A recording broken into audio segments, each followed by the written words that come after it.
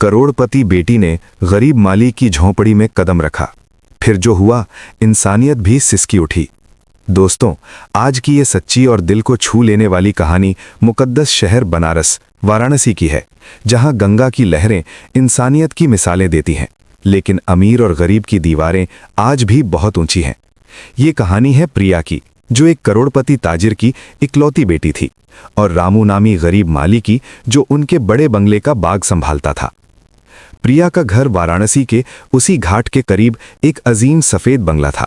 बाहर से देखने में जन्नत जैसा, मोटी दीवारें, लग्जरी कारें, स्विमिंग पूल और हर तरफ नौकर चाकर।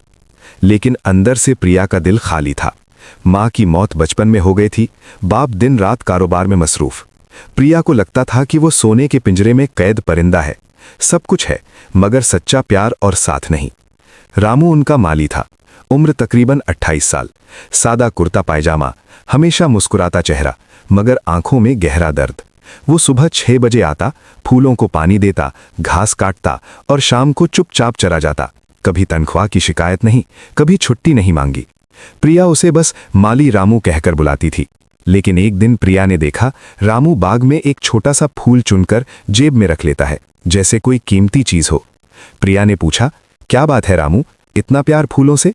रामू ने मुस्कुराकर कहा, मैडम, ये फूल मेरी माँ को पसंद है, मैं रोज एक ले जाता हूँ, वो खुश हो जाती हैं। प्रिया का दिल पिघला, मगर उसने ज्यादा तवज्जो नहीं दी। कुछ दिन बाद रामू अचानक काम पर नहीं आया। प्रिया को अजीब लगा। नया माली आया, मगर बाग वैसा नहीं लग रहा था। प्रिया ने पुरानी डायरी में रामू का पता ढूंढा। वाराणसी की एक पुरानी गरीब बस्ती, दशाश्वमेध घाट के पीछे। बगैर किसी को बताए प्रिया ने अपनी लग्जरी कार छोड़कर ऑटो लिया और उस पते पर पहुंची। जब वो बस्ती में दाखिल हुई तो दिल बैठ गया। तंग गलियां, कच्चे मकान, बच्चे गंदगी में खेलते, धुआं और बदबू। रामू की झोंपड़ी एक छोटी सी टूटी फूटी मिट्टी की दीवार वाली थी। दरवाजा खटखटाया तो अंदर से कमजोर आवाज आई, कौन है बेटा? प्रिया अंदर गई। वहां रामू की बूढ़ी माँ बिस्तर पर पड़ी थी, चेहरा पीला, आंखें धसी हुई, बुखार से कांप रही थीं। पास में खाली दवाई की शीशें, एक पुरानी चूल्हा और बस 2-4 बर्तन। माँ ने प्रिया को देखा और पूछा, बेटी, रामू कहाँ है? वो रोज आता था, आज नहीं आया। प्रिया की आंखों में आंसू आ गए। उसने झूठ बोला, रामू काम पर है, मैं उनकी दोस्त हूं। प्रिया ने फौरन पास की दुकान से दवाई, फल, बिस्किट, दूध और रोटी सब्जी मंगवाई। माँ को गोद में लेकर दवाई खिलाई, पानी पिलाया और हाथ पकड़कर कहा, अब डरिए मत, सब ठीक हो जाएगा। माँ ने प्रिया का हाथ चूमा और कहा, बेटी, अल्लाह ने तुम्हें भेजा है। प्रिया रात भर वहीं रुकी। रामू रात को लौटा तो देखा उसकी मैडम माँ के पास बैठी हैं। रामू घबरा गया, मैडम, आप यहाँ, ये क्या कर रही हैं?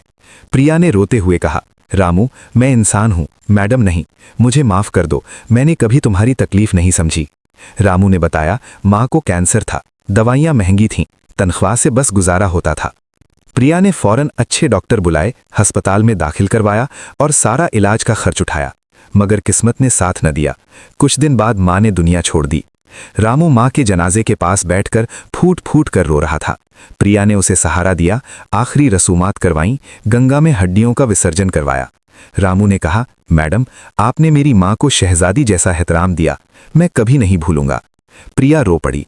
उसने सोचा, पैसों से क्या फायदा अगर दिल खाली हो।